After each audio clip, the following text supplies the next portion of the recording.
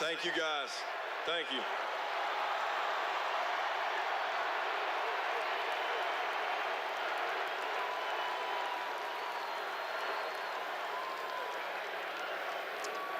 Being here today on Dooley Field brings back a lot of special memories for me.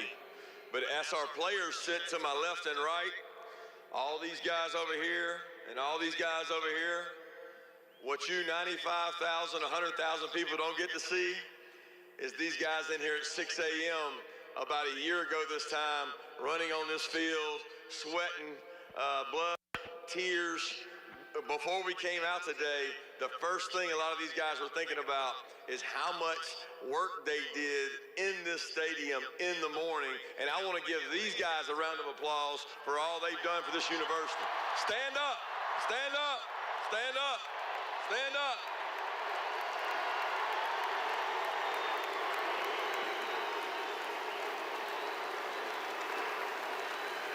Thank you, guys. A lot of people to thank. You know, you don't get success in life, you don't have the things we've been able to have without support. And, you know, I spent a long time wanting to get back to Georgia, but it was very important to me that I got back to a place that could support the kind of football program that we wanted to have, that this state deserves. And that wouldn't happen without our administration. President Moorhead, Josh Brooks, Greg McGarity, who was here when I got here, Doris Griffin. I have a tremendous amount of respect for our administration. We have really accelerated our facilities. That wouldn't be possible without the support of our administration and without the support of our fan base. And to you guys, I say thank you, and I say thanks to our administration. Give them a round of applause, please. I want to personally thank Greg Sankey and Governor Kemp for being here today. They took time out of their busy schedules to be here with us. They are two tremendous leaders, and anytime you talk about being in the position they're in, governor and commissioner of our conference, you better be a strong leader in today's day and age, and I appreciate them.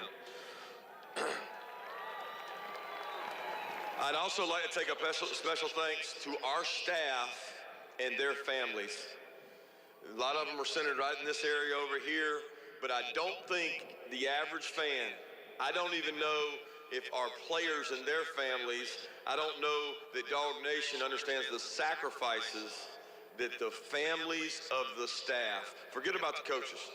Coaches don't live for accolades. Coaches don't live for standing ovations. They live for the men that go out in the field and play for them. But their families make a tremendous sacrifice for this Dog Nation, for you people. Our team wouldn't be as successful without the families of these coaches, these wives that spend so much time away from their husbands and raising their families. So I want to give our staff a tremendous round of applause for how much they sacrifice.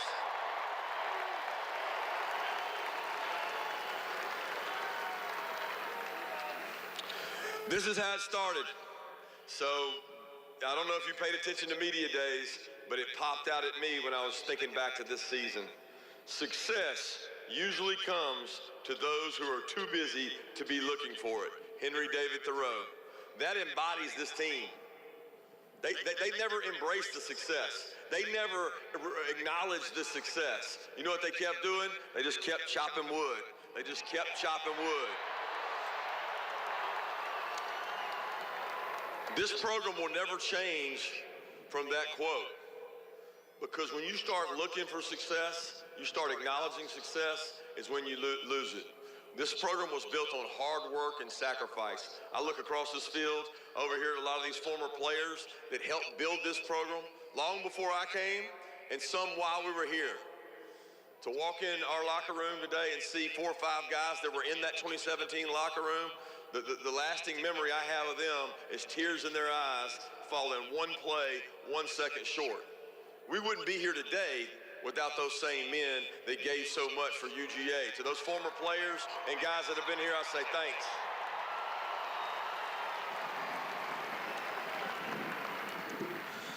You know, it's not easy to sit up here today because I can't figure out if I keep getting goosebumps because I'm getting goosebumps or I'm just cold. But It's a really special moment when I hear the names of the people that keep getting called, okay? I want to think back to when this whole thing started.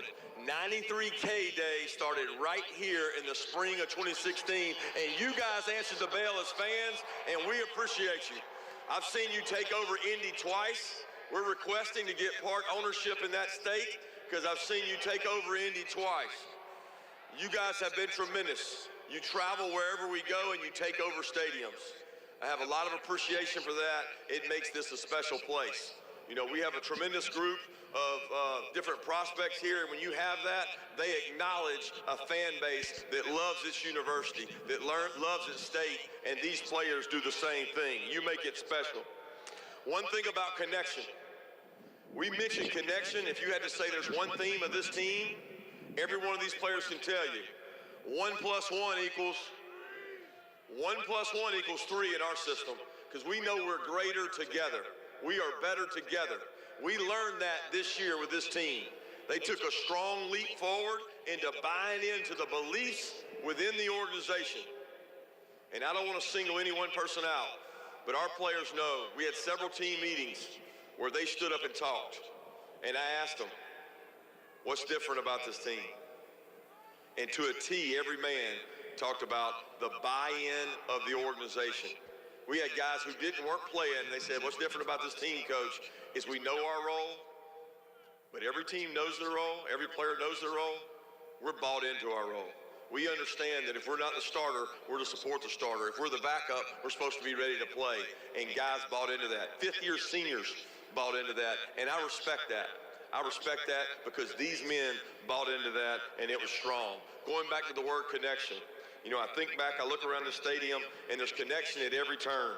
You know, I look up, and Coach Dooley's name across that field, and I think about the connection, and one of the first people I saw after that national championship was to hug Coach Dooley's neck, and for what he's meant to this state and this city is tremendous. He's given so much and so much sacrifice. Thank you, Coach Dooley.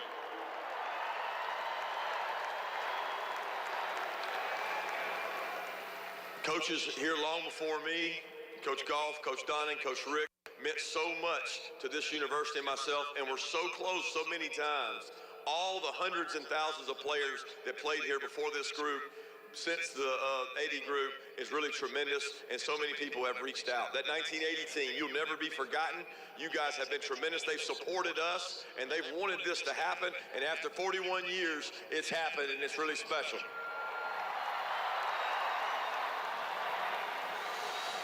So as I wrap up, because I know these players want me to shut up so they can go get warm and get out of here, but it's moments and events like this that allow us to look back and allow us to look forward.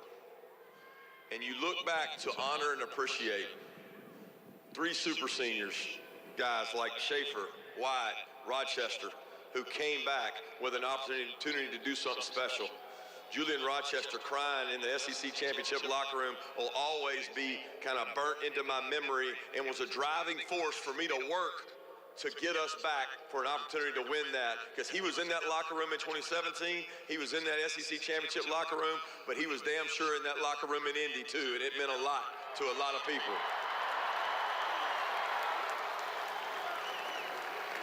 Four captains, you'll be remembered forever for this team. Voted on by their peers. Jordan Davis, Jamari, Zamir, Nakobe, special leaders.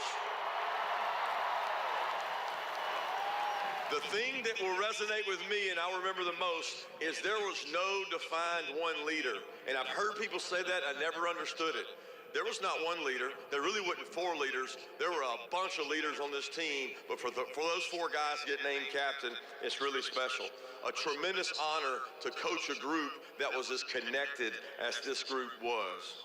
So it's also important to look forward, challenge the remaining new players that are arriving, new players that are remaining with our team, that a new standard of excellence has been set.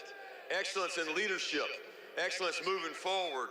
We expect them to hold that same standard for a long time to come at UGA. So that brings me to this point, and this is how it ended. We're burning the boats, baby, and we're coming back. Go Dogs. Thank you.